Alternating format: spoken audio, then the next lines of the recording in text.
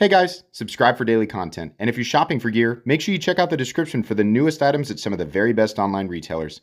There's also links for some of the items that I personally recommend. Thanks! What's going on YouTube? Metal Complex here, and today I've got another interesting knife review / knife overview to share with you guys.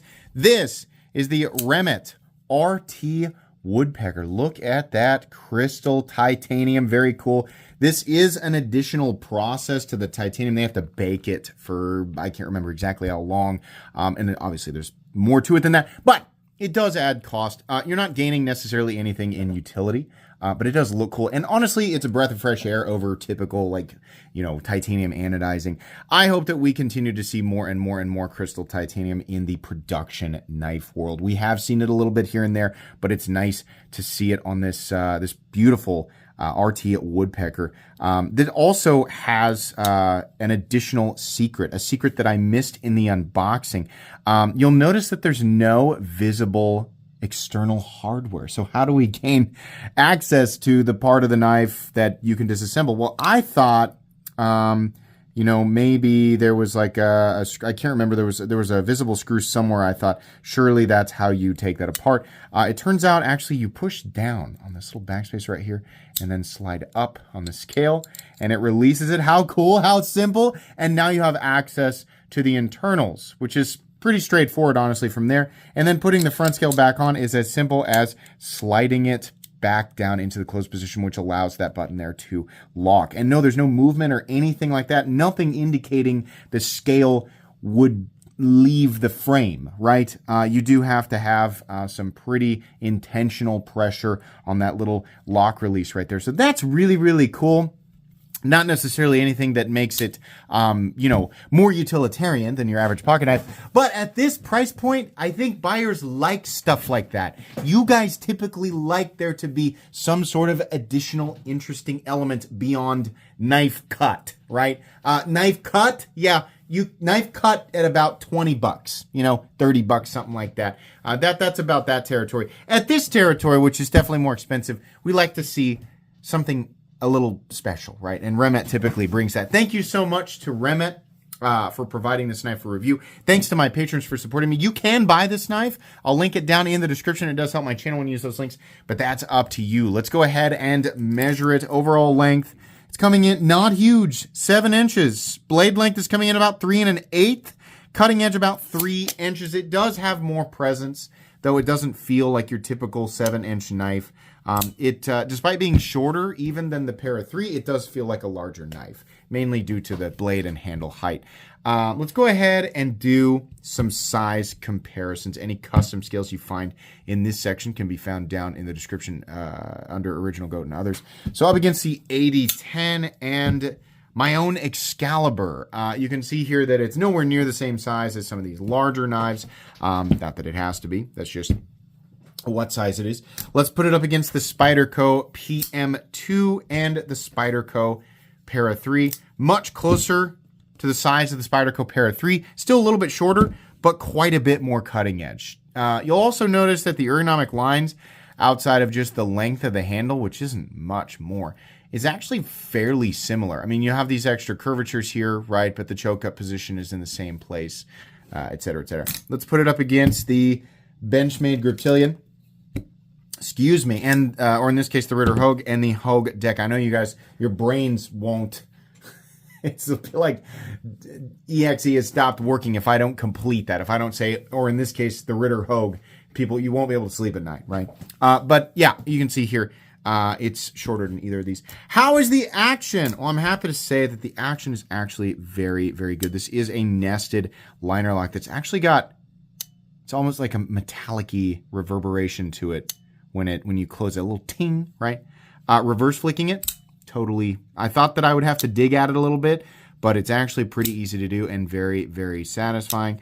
Your forward flick, I would say, is equally satisfying. I mean, there's plenty of room to get at this, rhombus Zotorhombuses. I haven't used that word in a long time. And then the front flipper also works. I mean, it manipulates exactly the way that you would expect. Nice and satisfying. It's got a good detent. And like I said, that metallic sound is a nice little bonus. They also give you plenty of access to the lock bar here. So it's really easy to disengage. No double clutch or anything like that. No discomfort. It all does exactly what you want it to do. Pivot action's nice and smooth as well.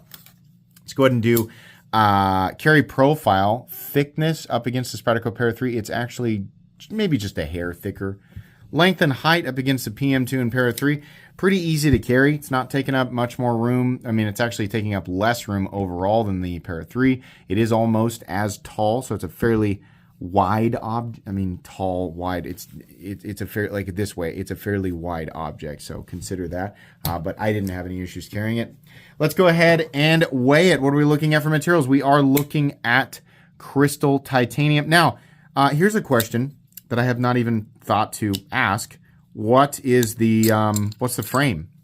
Let's look here at the lock bar. So this does not have a lock bar insert. I'm gonna guess that that is steel, and of course we can test this easily if I knew exactly where my magnet was. And there it is, right where it was supposed to be in my toolbox. So anyways, almost certainly. Really? Okay, so the lock bar is steel, but this is not wanting to attract like crazy. It wants to attract here. So this piece is titanium. Why? How interesting. It doesn't appear to have a different finish. Yeah, like the magnet is very specifically wanting to attract to this side. There's way less attraction to this side. That's weird. Unless I'm just thrown off by them being so close together. That's weird that they would do that. So I don't know. Maybe if Remette is watching, you guys can clarify. But the top pieces are definitely titanium. I mean, that's crystal. Somebody said it looks galvanized. Kind of, yeah. Yeah, just you set it in here. You can kind of see, you know, it just has like areas where all the hardware's supposed to sit. And then once it gets to the back here, you just slide it this way and it locks. And then you're good to go and you're back to, you know, back to normal. Pretty cool. Hardware check. Should have left that scale off. I'm going to get out my tools. As per usual, my tools are very inexpensive and very recommendable. You can find them right down in the section of my description that talks about the tools I use on this channel. So we have almost certainly a T8 for the pivot, and then it looks like probably T6 for everything else. This is stupid T7. T7. Oh my God. Why? T8 for the pivot right there. That is exactly right. And then everything else here is going to be a T6. Yep. There's a screw right there for the pocket clip. So pretty straightforward. I mean, T6, T8, quite a few screws. It's more of like a sort of a novelty fun thing to remove the front scale just to gain access to the screws. A lot of people would view that as an extra step or an unnecessary step, and they're probably right. But it is cool. And even if it is an unnecessary or extra step, it's still no big deal. This is far easier to disassemble than your average crossbar lock, in my opinion. So that's fine. As long as you have the right tools for the job, you should be good to go. Let's go ahead and measure that blade stock thickness here real quick. Blade stock thickness is coming in at 120 thousandths. Okay. Have we weighed it? I don't think we've weighed it. Did I say I was going to weigh it and then I just didn't? So the weight on this guy is 4 ounces, which is about what I'd expect. Did I weigh it? I honestly can't remember. Anyways, it's fine. Whatever. All right. Meat and potatoes time. It does kind of have a unique little look. I'm not sure if it looks like a woodpecker. I mean, it looks like a knife with a, you know, like a lot of times like blades with holes in them or thumb studs that come to a point kind of look like a bird's beak. So I guess suppose like by default, kind of. And because the word woodpecker is in my brain, I mean, it looks much more like a knife than a woodpecker. So whatever. I mean, they can call it whatever they want. But the knife is definitely cool. Ergonomically, it is comfortable. This is more of a form that happens to function kind of ergonomic setup, because they're definitely sort of following these cool futuristic lines, which they did a great job with. Like, this is so cool.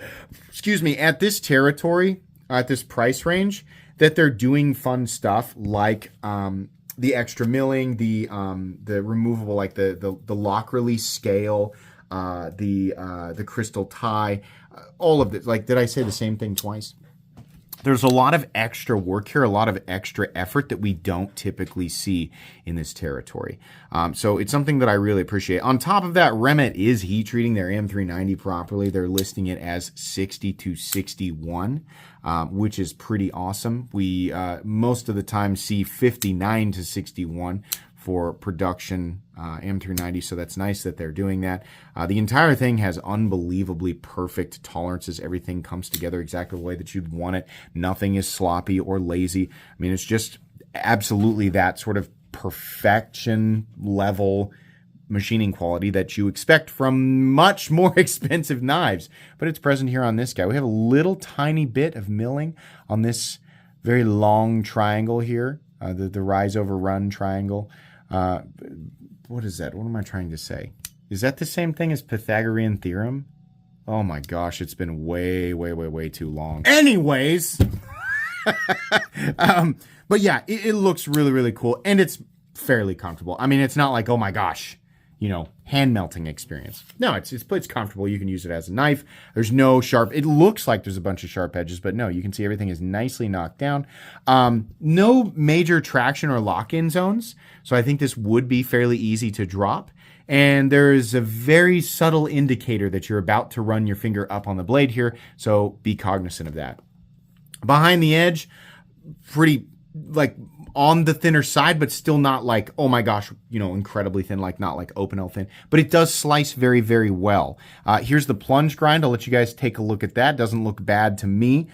This area right here, you know, it might get hung up a little bit while you're cutting like really thick cardboard, but it's not going to be anything absolutely crazy. I didn't really have much of an issue with it. I like that the blade length allows me to get my finger up here right behind the tip, which is angled down, given that it's more of a sheep's foot blade, so you can do your sort of utility, or I do a lot of draw cuts. I say this all the time, so I really like this blade shape. And then we have some belly here, so it's a nice slicer too. Honestly, it's a really nice utilitarian blade. It looks like something that's far more form than function, but it's a lot of form and a surprising amount of function. It's a good combination of everything. I do like the finishes here. We have that kind of overcast finish. I don't know if it's like a glass blasting or a vapor blasting or how they accomplish this, but it's really nice. And then more of like a, you know, just a matte gray in here with a machine satin highlighting it. So there's actually, it's like a three-tone, which is pretty neat. It says Remette up here on the other side. It says M390.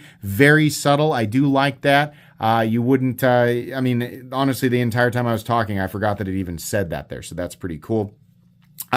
This particular one, you know, they come in a few different colors, including just gray, which costs less if you don't want the special crystal titanium and anodizing. But this blue to purple is always so impressive to me.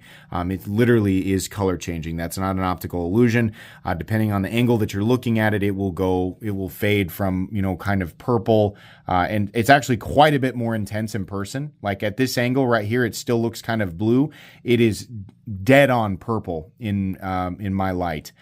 So it's really neat. It's even better in person, like I said. There's a little lanyard slot right here, which is fine. It's out of the way. Unfortunately, it is a tip up right-hand carry only, so nothing for lefties. That is a tritium slot if you want to put tritium in there, which is pretty cool. I think you use glass glue for that. It's been a long time since I did it, but I'm pretty sure you can use glass glue for that. But anyways, in and out of the pocket, slightly pinchy. It's a fairly tight clip.